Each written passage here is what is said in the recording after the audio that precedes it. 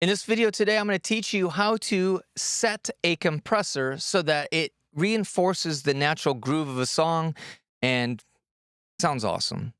I'll show you the easiest way and then the harder way, which really isn't that much harder because I'm going to give you a cheat sheet that's going to help you get there really fast. Stick with me to the end on this one because this is a great video. It's going to really help you make a big improvement to the sound of your songs. Hey, what's going on, everybody? My name is Bobby Balo, and I'm the mixing and mastering engineer at Raytom Productions. This channel is dedicated to helping you make better sounding music out of your home studio. If you're new here, be sure to hit that subscribe button because I drop new videos weekly that'll help you level up the quality of your music. And because this video is about how to dial in a compressor to reinforce the natural groove of a song, I have a free gift for you that's going to help you do that super fast. In the description is a link to download my free producer pack that contains a tempo timing cheat sheet and also a note to frequency guide that's going to help you mix more efficiently. All right, I'm going to show you all the steps you need to know to do this in your songs, and I'm just going to show you with a drum loop because I think it's the most obvious and easiest to hear, but you can literally set the groove of your compressor to match anything. And I do this all the time when I'm mastering music, so I know it works really well on complex signals like a mix bus. So here's the drum loop that we're going to compress.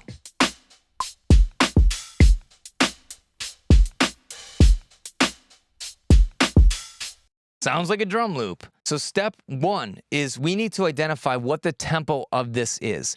And if this is like an instrument playing, you might not know what the tempo is. Cubase has a really cool feature called Beat Calculator. You can get to that by going to Project and then Beat Calculator, okay? But basically, you're just going to tap to the tempo of whatever the audio file is. So let's play this and tap to the tempo.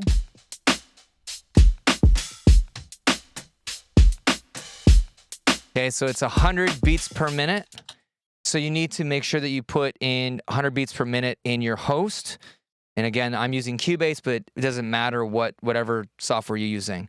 But the reason we want to put it in the host is because the easiest way to reinforce the natural groove of a song using a compressor is to use this compressor by Waves called H-Comp.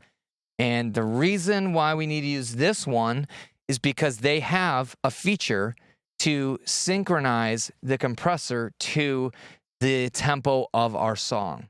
So if you go to host here, it knows that we're now at 100 beats per minute, and you can adjust your release timing to be in the note format, okay? So the duration of the notes that you want, not in terms of milliseconds.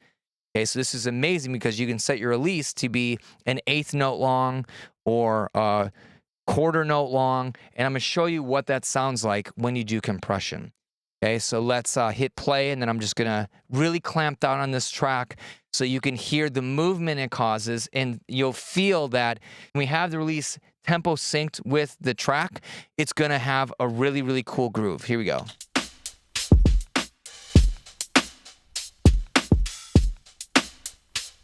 Okay, if we disable this, so let's just have the release set fast, okay?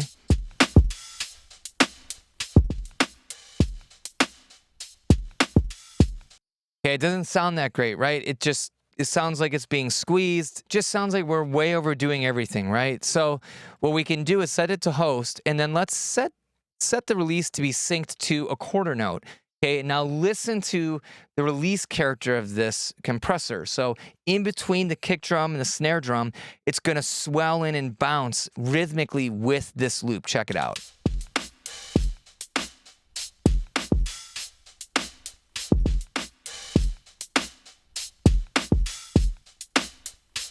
Without.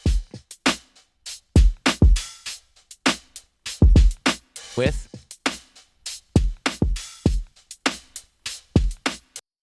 So the ambience in between the drum hits is kind of swelling in. It's giving this a little bit of movement that sounds pretty musical.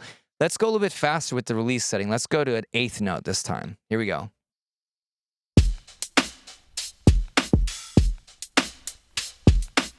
So that movement's a little bit more obvious, okay? Let me bypass that and turn it on and off.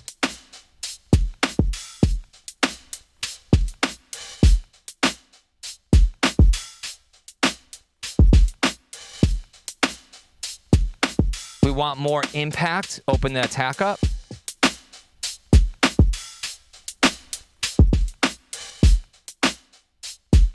It's so boring without the compressor, right?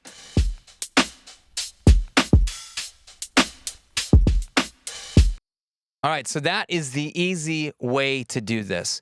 Now, if you don't want to buy a new plugin, totally cool. I get it. There's another way we can do that. What we have to do this time is calculate the length in milliseconds depending on the tempo of the audio file we're using. So again, we tap tempoed this track, and we know it's 100 beats per minute. So to figure out what that is in milliseconds, you have to go to the description and download my producer pack, which contains this tempo timing cheat sheet.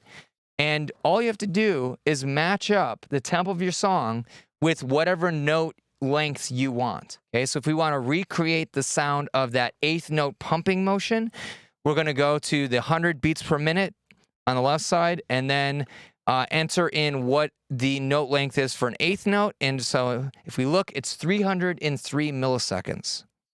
Okay, so let's do that here, 303. Now this will be tempo synced to an eighth note, so it should bounce rhythmically like we just heard in that other compressor. So let's give this a shot. Without. With.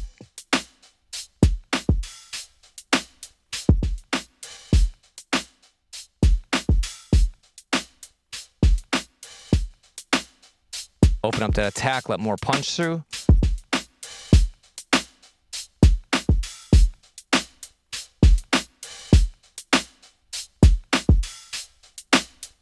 And if you want to change it to quarter note, same thing. Look at the 100 beats per minute chart here, and then go to quarter note, and it will be 600 milliseconds. I actually messed up earlier. It was supposed to be 300 milliseconds. I looked at the 99 beats per minute. Now that we have it set to quarter note length, let's listen to that one.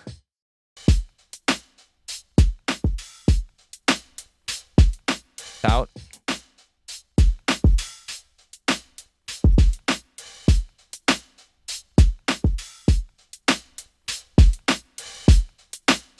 Again, if you want to add more punch, you just have a higher attack, and that'll let more of that sub energy through on that kick.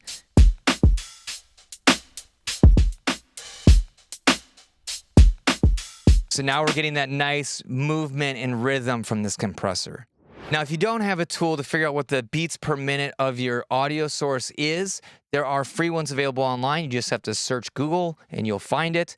One that I found that was at the top of the list was called justinguitar.com. I'll put a link to that tap tempo timing tool. It's a lot of T's in the description. So if you want to go and check that out, you absolutely can. And also just a reminder so you don't forget, be sure to go and download my producer pack. There's a link in the description. Again, totally free, and it's going to include these charts that I showed in this video. So question for you, I'm curious, do you sync your compressors to the rhythm of the song that you're working on? If not, let me know why. I'm so curious. I find that in almost all cases, if you tempo sync the compressor, it tends to sound a little bit more transparent and helps to reinforce that groove and always produce a better result in my experience. But maybe you have your own reasons for that, so let me know in the comments. If you're still here watching this video, I want to thank you so much. If you thought it was helpful, be sure to hit that thumbs up button, and then also share this with your friends on social media platforms like Facebook or Reddit. Just helps get the word out, teach people some cool new tricks for mixing music, and I think they'll all really appreciate that. As always, I want to thank you so much for your time and attention today. My name is Bobby Balo, and I hope to see you in another video.